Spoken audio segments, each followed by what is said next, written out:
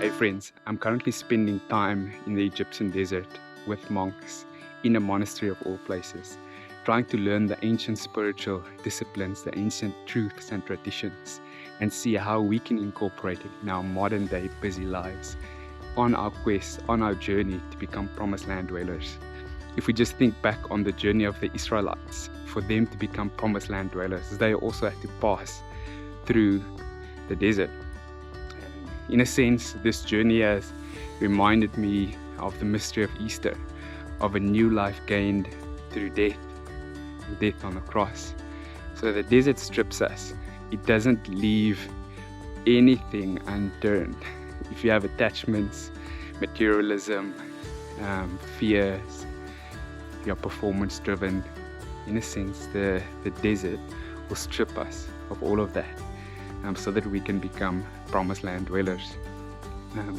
One of the key questions that I've asked the monks is, why would you go to the desert of all places? God is omnipresent. You can be with him anywhere. And there's mainly two reasons that they've shared. Is the one is separation, is a separation from society's values and traditions. So they're saying death to this world and everything in it, death to self, so that we can be with Christ, so that we can gain Christ. So it's a stripping of self, but I think also the desert, a second step that we can add to that is that the desert strengthens us, not so that we can isolate, but so that we can incarnate and be the light and be who God has called us to be in a dark world. And then just secondly, the desert teaches us dependence on him. So there's nothing here in the desert. So there's no distractions. You can't go to the mall, to the gym, watch TV, go on Wi-Fi. If you have money, you can't spend it because there's nothing here. You totally need to depend on God. And I think it's producing a singleness of heart.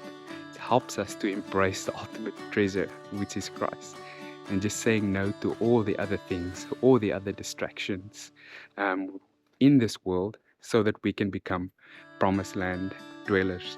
So in light of this death and new life cycle that we see and experience in the desert, we can really view the desert in two ways.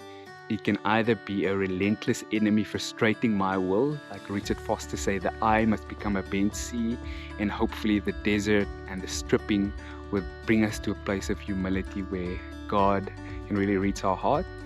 Or the desert can be a freeing friend, a doorway that leads to freedom if we submit under his ways and will.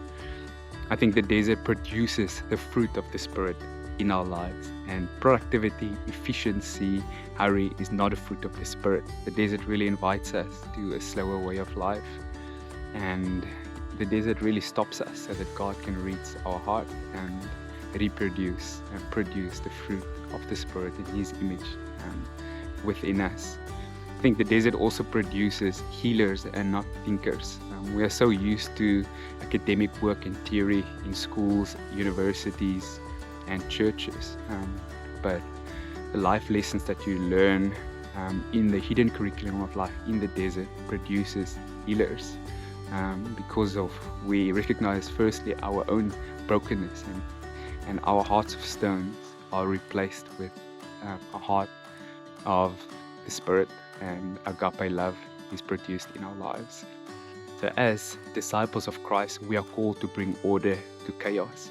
But in order to be the light and to bring that order, he first needs to get the chaos out of our lives.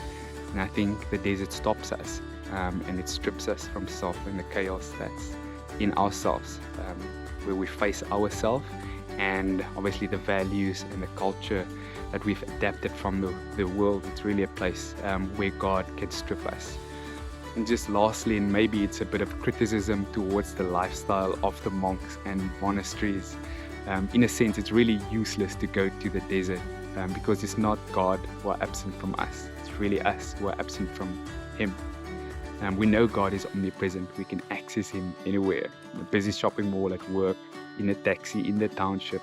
We can access him anywhere. So it's really us that are absent from him. But I do think that the lifestyle is limiting all the distractions, so that they and the monks can be with the Lord, and there's lessons for us to take. Then I also think monasteries are pretty exclusive, so it's not conducive for families, small children, pets. And I think God instructed Noah to build an ark, and he saved his family by faith.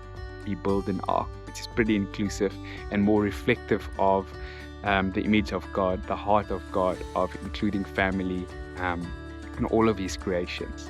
So don't build a monastery, build an ark. Great, guys. It's really been a joy just to share some of my reflections and lessons learned in the Egyptian desert. And I think sometimes we want to innovate and create new things, but I think we need to become spiritual archaeologists and just uncover the spiritual truths, the ancient truth built on the foundations of the apostles, prophets, and what Jesus did, and see how we can incorporate this in our modern day lifestyle on our quest to become promised land dwellers. Blessings to you guys. Bye.